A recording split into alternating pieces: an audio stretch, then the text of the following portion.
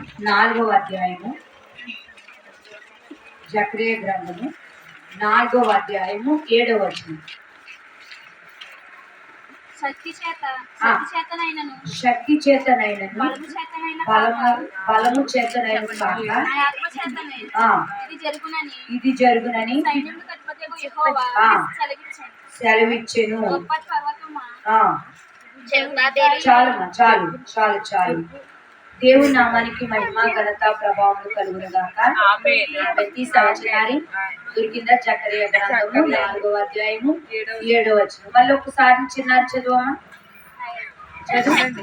తీరేది కదా శక్తి. ఇదే శక్తి. ఇది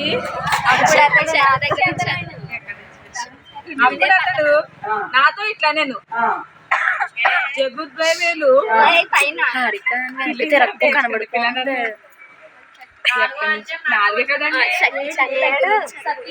శక్తి చేతనైనను బలము చేతనైనను కాక నా ఆత్మ చేతనే ఇది జరుగునని సైన్యముల అధిపతి యెహోవా సెలవిచ్చెను. చాలా జాగ్రత్తగా ఈ రాత్రి పరిశీలన చేసినప్పుడు వాక్యాన్ని శక్తి చేత కాదు, బలము చేత కాదు, కానీ ఏ శక్తి కావాలి తెలుసా? ఏ ఆత్మ కావాలి తెలుసా? దేవుని ఆత్మ చేత నడిపించబడాలంట. చాలా కొన్నిసార్లు మన శక్తే, మన ఆలోచనే, మన బలమే అనుకుంటాం. ఈ రాత్రి జకరియా గారి ద్వారా పరిశుద్ధ బైబిల్ గ్రంథము మనకి బోధించబడే వాక్యం ఏంటంటే శక్తి చేత కాదు, బలము చేత అసలే కాదు. ఇక్కడ నడిపించబడుతున్నామంటే అది దేవుని ఆత్మ చేత. ఇక్కడ ఎలా నడిపించబడుతున్నామంట? దేవుని ఆత్మ చేత మాత్రమే. ఎందుకంటే దేవుని ఆత్మ లేకపోతే దేవుని దగ్గరికి రాలేము. మనకు ఒకవేళ శక్తి ఉండొచ్చు, బలం ఉండొచ్చు, ఆరోగ్యం ఉండొచ్చు. ఈరోజు ఆరోగ్యం ఉన్న వాళ్ళు కూడా దేవుని దగ్గరికి చాలా మంది రాలేకపోతున్నారు. సమయం ఉండి కూడా చాలా మంది దేవుని దగ్గరికి రాలేకపోతున్నాను. మరి అనుకూలత ఉండి కూడా దేవుని దగ్గరికి రాలేకపోతున్నాను. చాలా మంది రాగలిగి కూడా రాలేకపోతున్నాను. అనేక మంది రకరకాలుగా ఉంటున్నారు. కాబట్టి ఇక్కడ దేవుని వాక్యం ఈ రాత్రి మనతో సూటిగా ఏం మాట్లాడుతుందంటే శక్తి చేత కాదు, బలము చేత కాదు, కానీ దేవుని ఆత్మ చేత మాత్రమే ఇది జరుగుతుంది. ఏది? దేవుని దగ్గరికి రావడం, దేవుని స్తుతించడం, దేవుని ఆరాధన చేయడం, దేవుని ప్రార్థించడం, దేవుని మందిరంలో కూర్చోవడం, దేవునితో గడపడం, దేవునితో ఐక్యం అవ్వడం, దేవునితో మనం మరి కలిసి జీవించడం. దేవుని నామానికి మహిమ కలుగునుగాక. అందుకే ఈ యొక్క కాలాల్లో 3 పాయింట్లు ఉంటాయి. ఏంటంటే 1 ఉపవాసము, 2 ప్రార్థన, 3 దాన ధర్మాలు. ఈ 3 చేయడం ద్వారా ఏంటి ఉపయోగం అంటే దేవుని ఆత్మ కలిగిన వారే ఈ 3 చేయగలుగుతారు. దేవుని ఆత్మ ఉంటేనే ఒక ఉపవాసం చేయగలిగిన, లేకపోతే ఒక ప్రార్థనా జీవితం కలిగి ఉన్న, ఒక దాన ధర్మాలు చేసినా గాని ఏ ఆత్మతో ఉండాలంట? దేవుని ఆత్మ నడిపింపు మాత్రమే ఉండాలంట. ఆయన నడిపిస్తేనే మనం ఆ విధంగా 3 క్రియలు మనం చేయగలుగుతాం. లేకపోతే దేవుని ఆత్మ లేకపోతే మనం చేయలేము. అంతేగాని మన శక్తి మనం ఆలోచించేసుకుని నేను ఇది చెయ్యాలి, లేకపోతే నేను ఇలా ఉండాలి, లేకపోతే నేను ఇలా ప్రార్థనా జీవితం గడపాలి అని మనంతటా మనం ఆరోగ్యంగా ఉన్నాం కదా చేసేయాలి అనుకున్నా కానీ మన ఆలోచన ప్రకారం అయితే చేయలేము. ఏ ఆలోచన కావాలంట? దేవుని ఆత్మ నడిపింపు ఉండాలంట. దేవుని ఆత్మ నడిపింపు. ఇందాక ఆ తల్లి రత్నకుమారి పాట పాడుతున్నప్పుడు చాలా ఆత్మపూర్ణంగా పాడుతుంది. ఎందుకంటే ఇది శ్రమకాలం మూలని మనం పాట పాడినా దేవుని మహిమపరిచిన ఎలా ఉండాలంటే సిలువలో యేసుక్రీస్తు ప్రభువారిని జ్ఞాపకం చేసుకోవాలి. మనం ఇక్కడికి వచ్చిన తర్వాత మనం ఎలా ఉంటున్నామంటే సిలువలో యేసుక్రీస్తు ప్రభువారిని ధ్యానించుకుంటే ఇక్కడికి వచ్చిన తర్వాత మనం ఏమవుతుందో తెలుసా? ఆయన ఆత్మ పొందుకునే వారికి ఉంటాం, ఆయన ఆత్మను కలిగి ఉంటాం. అలా చెప్పకుండా మనం ఏదో వస్తున్నాం చెప్పేస్తున్నాం అనుకుంటే పైనే చెప్పి వెళ్ళిపోతున్నట్టే గాని దేవుని ఆత్మతో నింపబడలేము. ఒక మాట అలా చెప్పి లేకపోతే ఒకటేదో చేసి లేకపోతే అటు చూసి ఇటు చూసి మన ఇష్టం వచ్చినట్టు ఇక్కడ చేస్తే దేవుని ఆత్మ ఎంత మాత్రం మనలో పనిచేయదు. దేవుని ఆత్మ పని చేయాలి. మనం ఒక పాట పాడినా, ఒక ధ్యానం చేసినా, ఒక వాక్యం చదివినా దేవుని ఆత్మ నడిపింపు మనకు ఉండాలంట. ఇక్కడ అంటున్నారు, నీ శక్తి చేత కాదు, బలము చేత కాదు, కానీ దేవుని నా ఆత్మ చేత మీరు నడిపించబడాలి. చాలా జాగ్రత్తగా వినాలి. చాలా మంది ఈ ఆత్మ లేక ఎన్నోసార్లు మనము అనుకుంటాం, నేను ఇన్ని రోజుల నుంచి ప్రార్థన చేశాను అయినా పొందుకోలేకపోతున్నానండి, ఇన్ని సంవత్సరాల నుంచి అడుగుతున్నాను పొందుకోలేకపోతున్నాను.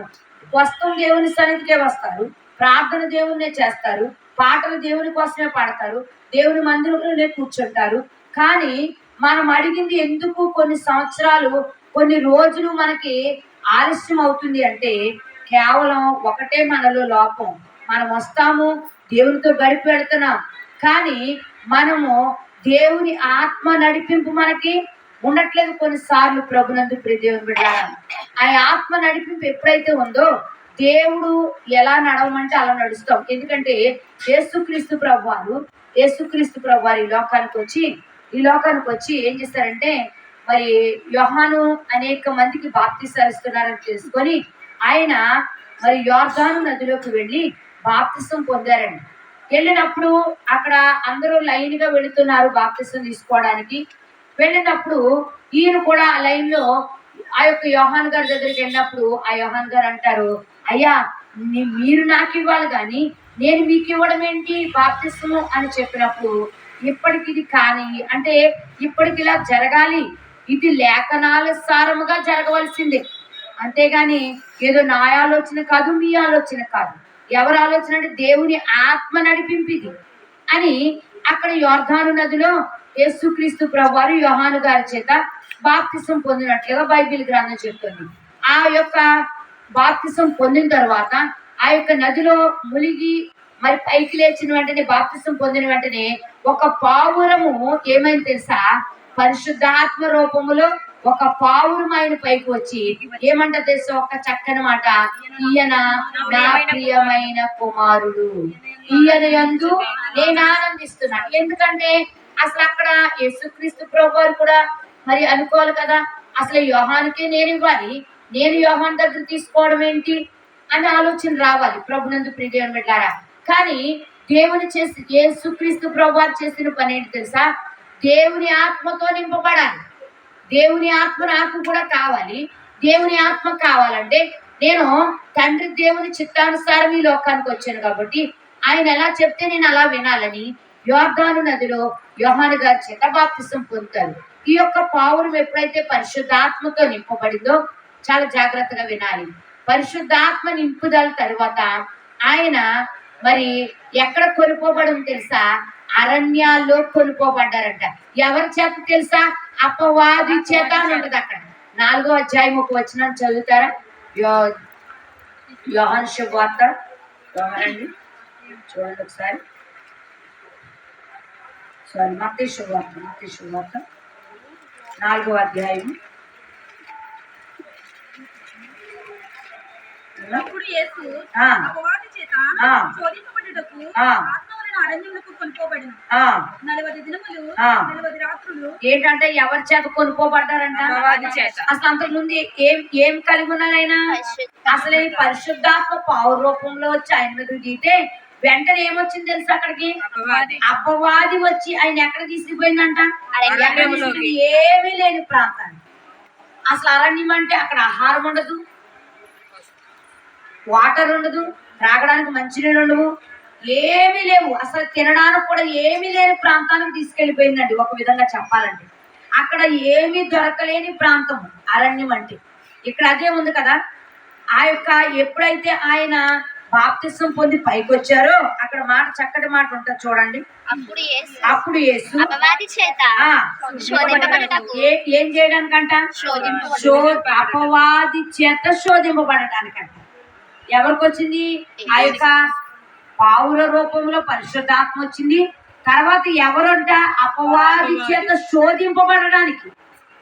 నిజంగా ఈ శ్రమకాలంలో ఎంత ఆత్మ నింపబడితే అంత శోధన కూడా ఎదురవుతుంది. నిజంగా మనము ఈ 40 రోజుల్లో ఇంత ఇదిగా చెప్పుకుంటున్నాం కదా, అపవాది ఏం చేసింది? అలా దూరిపోద్ది. ప్రతి ఒక్క విషయంలో మీరు చూడండి, ఆత్మీయమైన జీవితం మనం ఎప్పుడు కలిగి ఉంటామో అప్పుడు ఏదో రూపంలో అపవాది శోధించడానికి ప్రయత్నం చేస్తుంది. ఎందుకంటే ఆయన పనిని ఆటంకం చేయాలని. ఎందుకంటే ఆయన అసలు అపవాది పని ఏంటి? దాని దేవుని పని జరగకూడదు, దేవుని పని ఆటంకం అవ్వాలి, దేవుని పని ఎలాగోలని గలిబిలి చేయాలి, దేవుని పని ఎందుకు ముందుకు వెళ్ళాలి. ఈ విధమైన అపవాది ఎందుకంటే ప్రార్థనా జీవితం ఇక్కడ యేసుక్రీస్తు ప్రభువారు యోర్దాను నదిలో బాప్తిసం పొందారు. వెంటనే పైకి వచ్చేటప్పటికి ఆయన పైన పావుల రూపంలో ఆ యొక్క యోర్దాను నదిలో పరిశుద్ధాత్మతో నింపబడ్డారు. కానీ పైకి వచ్చేటప్పటికంట ఏమైంది తెలుసా? అపవాది చేత శోధింపబడడానికై ఎక్కడికి వెళ్ళాడు తెలుసా? అరణ్యములోనికి కొనుక్కు. అంటే ఏమీ లేకుండా శూన్యం చేసేస్తుందండి అపవాది పని. ఏంటి తెలుసా?